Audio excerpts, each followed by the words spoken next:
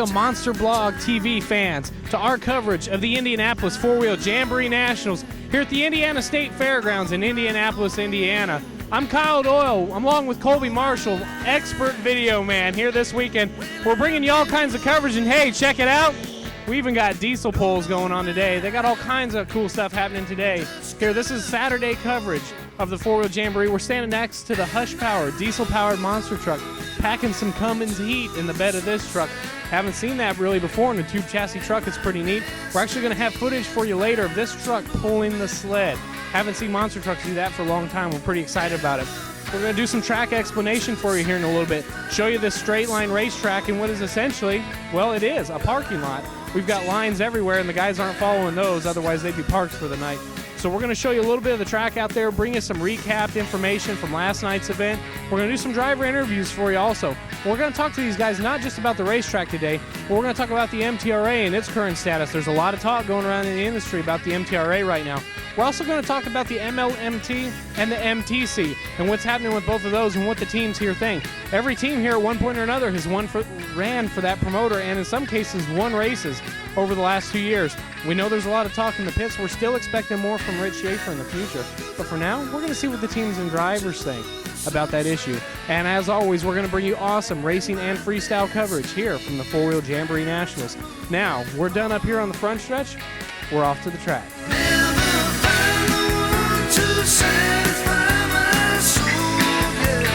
All right, Monster Blog fans, we're back in the infield right now. Just got done talking up to you on the front stretch there. We're going to go into Track X here a little bit, kind of explain to you what the format is for the monster trucks here at what you could jokingly call the Parking Lot Nationals. It was last year that the Indiana State Fairgrounds chose to pave the majority of the infield where the monster trucks have always raced here at the Indiana State Fairgrounds. So that's made it kind of unfortunate for everybody. It would take a tremendous amount of dirt to bring in here to really cover the place in a pad. But the monster truck track, they're sticking to a pretty standard straight line special events track. Not a whole lot going on. But what makes it really tricky this weekend is the fact we're on this asphalt. As I jump down from the car here, you can check this out. Look at that. That's Skate City right there. You're sliding around. Those big 66-inch tires the Monsters got, they spread that weight over a big area, so they're not putting a lot of weight per square inch down. They're going to spin on this stuff. It's like marbles on top of this asphalt. You check out down the track, we've got a 3-jump straight line track today. The trucks are going to start at the base of the far roller, going to kick over that. They're going to try and get settled down to hit that roller in the middle, and that roller in the middle is really acting like a kicker on this track. We saw last night Mark Hall hit that roller a little bit out of shape, racing Jeremy Dishman in the finals. And when Mark hit the final jump over here to my right, this set of cars over here, Mark actually got way out of shape. The truck began to actually roll in the air. It landed hard on the driver's side. Hall was able to drive out of it from the first part of the roll, but unfortunately that truck's momentum and that sticky asphalt with those big tires, it hooked him and threw him over. The truck suffered some damage. There's a few bent bars in the roll cage. They bent up a wheel too. The team's been thrashing on it through the night and into today. We're going to slide back in the pits and talk to those guys a little bit later. But for now, that's pretty much the thick and thin of this track. It's not a complex track like we've seen earlier in the year on TMB TV. We saw buses in Batesville, Arkansas. We saw a crazy figure 8 in St. Louis. We saw a lot of really different stuff. We've seen 2 straight line races from special events this year at their jamborees we've covered, Colby and myself. So this is going to be a straightforward track as far as that's concerned. However, that dirt on the asphalt, the drivers don't really like it that much, and the parts of the truck certainly don't like it either. It's really hard on drivetrain components, and it's hard to keep these things under control on there. We saw trucks spinning out a lot last year, even on the straight line track. So we'll see what happens tonight. We've seen some of the teams actually make some tire changes, so we're going to talk to you about that a little bit later as well. So now we're heading to the pits.